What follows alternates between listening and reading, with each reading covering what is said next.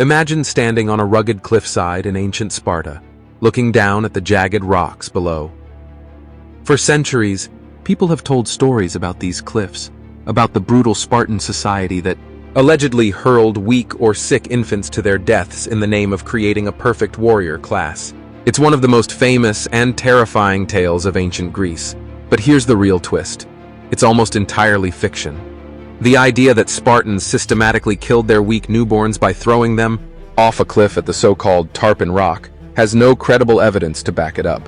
Sure, it sounds chilling, and it plays into the image of Sparta as a society obsessed with military might at all costs.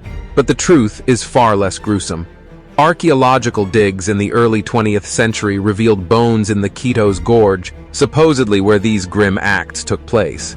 But here's the catch. Those bones weren't from infants at all. They belonged to adults. So, how did this gruesome myth come to be? Let's dive into the origins. The ancient Greek historian Plutarch is one of the key figures who helped popularize this story. Writing centuries after the events he described, Plutarch claimed that Spartan newborns deemed unfit for life were abandoned in a place called Apothetae, located near the Keadas gorge. According to him, if a child was feeble or deformed, it was considered unworthy of Spartan life. But here's the thing. Plutarch was relying on hearsay, stories that had been passed down through generations, not first-hand accounts. And like many ancient writers, his flair for the dramatic likely helped to embellish these tales.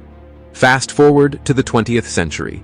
In 1904, the first archaeological expedition to Keadas Gorge uncovered nearly 50 human skeletons. Researchers, armed with the limited technology of the time, mistakenly assumed these remains were those of infants, thus reinforcing the myth of Spartan cruelty. But when science caught up in 1956, carbon dating revealed something surprising. The bones were from adults, not babies.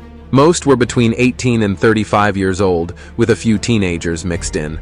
There was no sign of mass infanticide. In fact, no bones from children under 10 were found at all. Even more intriguing, Spartan history is filled with stories of individuals who were far from physically perfect, but still played crucial roles in society. King Agesilaus II, for example, was born with a limp, yet he led Sparta through military campaigns. And then there's the poet Tyrtaeus, another lame figure, who composed the very songs that inspired Spartan warriors on the battlefield.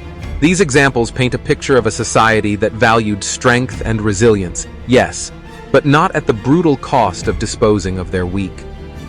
So, what were the bones in Keadas Gorge?